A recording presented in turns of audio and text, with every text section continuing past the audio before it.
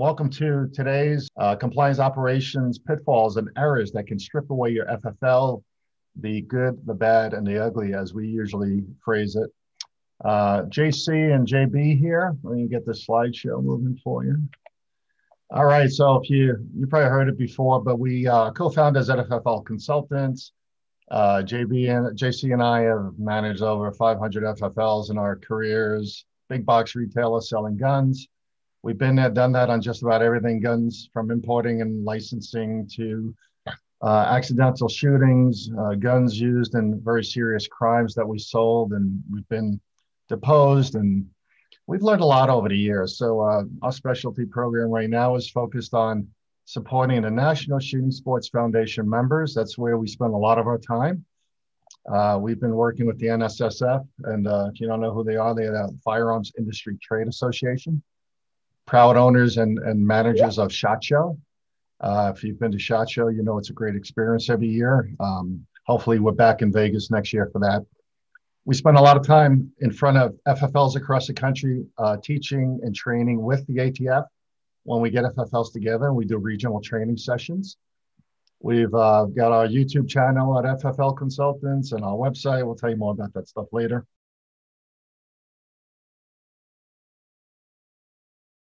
So John, what's that closing conference look like when the results of the inspection didn't go so well? Sure. So first of all, I want to state this, that, when you're talking about adverse action by the ATF, more than 50% of inspections result in no reported violations. The vast majority of inspections that do end up with some adverse action, it is a report of violations. In other words, the IOI found a certain number of things that you need to correct. They're calling it out to you. They want to make you aware of it.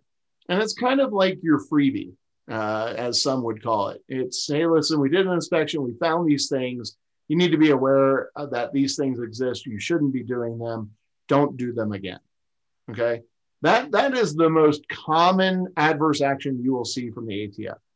And that'll come from the area supervisor and the IOI and basically just call out the various violations. It's really important for you to go back through that report of violations and just read through each one of the issues and ensure that you implement some sort of corrective action plan to mitigate those in the future. Because I will tell you this, and this kind of brings you into step 2, is that if you have a second inspection and they see those things occurring again, you clearly didn't get the message. So that's when you step into situations where you may end up getting a warning letter, which is issued by the area supervisor, or worst case, a warning conference. Now, the warning conference is a little bit more stringent. You have to travel to the field division headquarters and sit down with the DIO and explain yourself. So it's not a very friendly, fun kind of sit down and have some coffee type event. It's very serious, and it's literally the last step. It's your one more chance to maintain your license. Because the next step, if they come back in after a warning letter or warning conference, and atypically, you're going to see the ATF in a 12-month period following the issuance of that warning letter or warning conference for a reinspection to ensure you're doing everything properly. Because the next step, that's considered willful. It's whether it's intent or negligence, and you could be sized up for revocation from the ATF. That means they will take your license away from you. And we tried to the best of our ability, support FFLs. Unfortunately, they get to us a little too late, and they end up getting a revocation notice, and they call us and say, can you help? Well, by then, it's a little too late. So we want to try to avoid that at all costs. So you really need to take that report of violations very seriously. All right. So a report of violations doesn't necessarily mean you'll be re-inspected in 12 months, but they'll look at the severity of those violations and make a determination whether or not it's necessary, for sure. That notice of revocation shows up. You've got a couple things that you can do. We participate in these. You have your unofficial hearing and your official hearing. And then lastly, you have an appeal process. So if the ATF, the special agent in charge and the director of industry operations simply don't have faith that you can execute the business properly, they're going to go ahead and say, I'm sorry, but we are going to revoke. You've given us no alternative. You can go stand in front of a judge and plead your case. And that is the appeal process. So we never want to get you to that point. Okay. Yeah, there's a few things here with this.